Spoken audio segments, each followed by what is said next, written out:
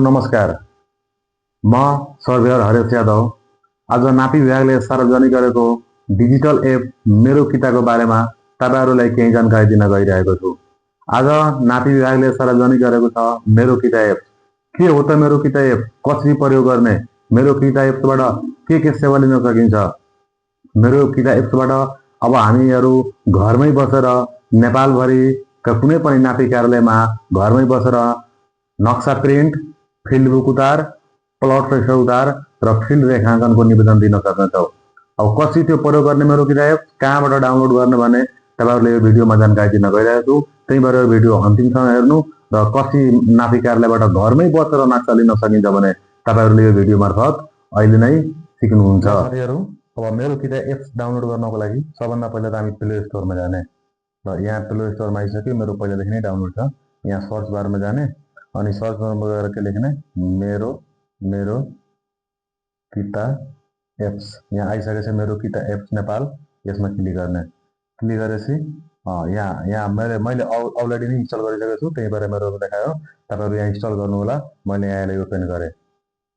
अब ओपन गरेपछि यहाँ यसको फर्स्टमा यस्तो इन्टरफेयर आउँछ, मेरो किता भन्ने आउँछ।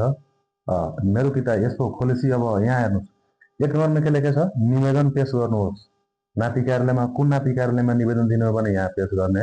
अर्को छ निवेदनको अवस्था जाँचबुझ। निवेदन दिइसकेपछि निवेदनको अवस्था के छ भने जाँचबुझको लागि यसमा जानुपर्छ र कारोबारको अवस्था कस्तो छ भने यहाँ कारोबारमा हेर्न सक्नुहुन्छ। त्यसपछि अब यो तपाईँले अनलाइन घरमै बसेर सेवा लिँदाखेरि तपाईँले के डकुमेन्ट चाहियो त, यहाँ साधारण प्रयोगकर्तासँग हुनुपर्ने कागजातहरू के को चाहियो त, जग्गाधनी प्रमाणपत्र चाहियो, त्यो पनि 1 MB वा सोभन्दा सानोको साइजमा चाहियो। अर्को जग्गाधनीको नागरिकताको पनि PDF आफ्नो मोबाइलमा 1 MB वा सोभन्दा सानो चाहियो। ल अब सबभन्दा पहिला हामी त यहाँ निवेदन पेश गर्नमा जाने। तपाईँहरूले एउटा नमुना देखाउँछु म। यहाँ निवेदन पेशमा जाने। निवेदन पेशमा गएपछि के गर्ने, सेवा लिने कार्यालय, यहाँ नापी कार्यालय जानु पर्यो। कहाँ हाम्रो, मानिलिनुहोस् हाम्रो नापी कार्यालय 12 हो भने यहाँ नापी कार्यालय 12 यहाँ सर्च गर्नुहुन्छ भने यहाँ लेख्ने, अनि त्यसपछि यहाँ सर्च गर्ने। त्यसपछि यहाँ आउने अनि नापी कार्यालय नापी कार्यालय 12 हामी मान्ने 12 सर्च गर्नु पर्यो भने यहाँ नापी कार्यालय 12 फर्स्टमा आइसक्यो। ल यहाँ सर्च गर्नु। अब नापी कार्यालय 12 आइसक्यो। अब सेवा लिने स्थानीयता कुन हो त, कुन स्थानीयताबाट तपाईँले सेवा लिन खोज्नुभएछ। अब मेरो सुवर्ण गाउँपालिका हो, म यहाँ सुवर्ण सर्च गरिदिन्छु। सुवर्ण गाउँपालिका, यहाँ सुवर्ण आयो।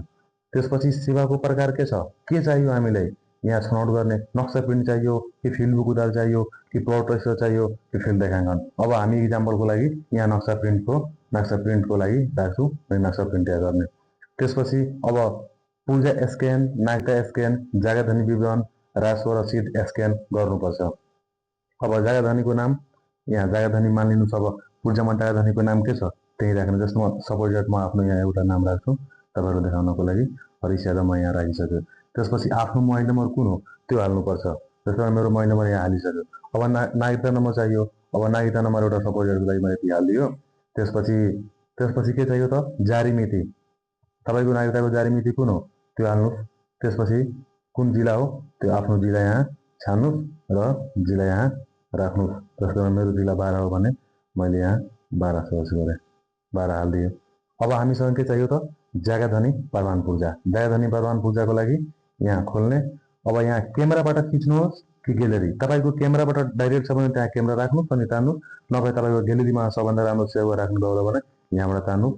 जसमा मैले ग्यालेरीबाट यहाँ इक्जाम्पल मान्नुहोस् एउटा पूर्जा हो भने म यहाँ पूर्जा राखेँ। त्यसपछि नागरिकताको प्रमाण पूर्जा चाहियो। नागरिकताको लागि यहाँ स्क्यान गरेँ, सेम त्यस्तै प्रोसेस गर्ने। अनि मैले यहाँ मान्नु मेरो नागरिकता यहाँ छ भने मैले यो नागरिकताको राखिदिएँ। अरू कागजातको लागि अब जग्गाधनी प्रमाण पूर्जा स्क्यान भइसक्यो, नागरिकता प्रमाण पूर्जा भइसक्यो।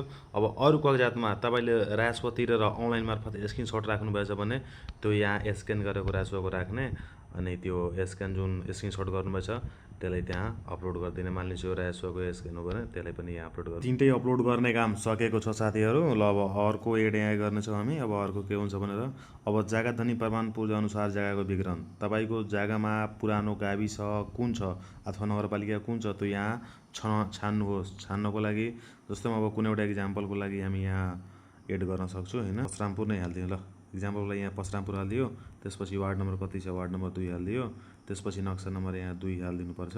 अनि अर्को किता नम्बर यहाँ 2 छ मैले राखेको छु, तपाईँले अरू पनि केही राख्न मन लाग्यो भने राख्न सक्नुहुन्छ। जुन तपाईँको किता छ त्यो राख्नुहोस्, अनि यहाँ प्लसमा अझ पनि किता छ भने यहाँ प्लसमा एड गर्नुहोस्, अनि लास्टमा सबै भएपछि यो पेस्ट गर्नुहोस्। र अहिले हामी भिडियो बनाइराख्दाखेरि अफिस खुल्ने टाइम छैन, त्यही भएर यहाँ पेस्ट गऱ्यो भने ओटिपी आउँथ्यो, अनि बाँकी प्रोसेस पनि हुन्छ। ओटिपी आयो भने यहाँ ओटिपी मोबाइलमा हाल्ने, अनि त्यसपछि बाँकी प्रोसेस हुन्छ। त्यही भएर अब ल हस्, धन्यवाद।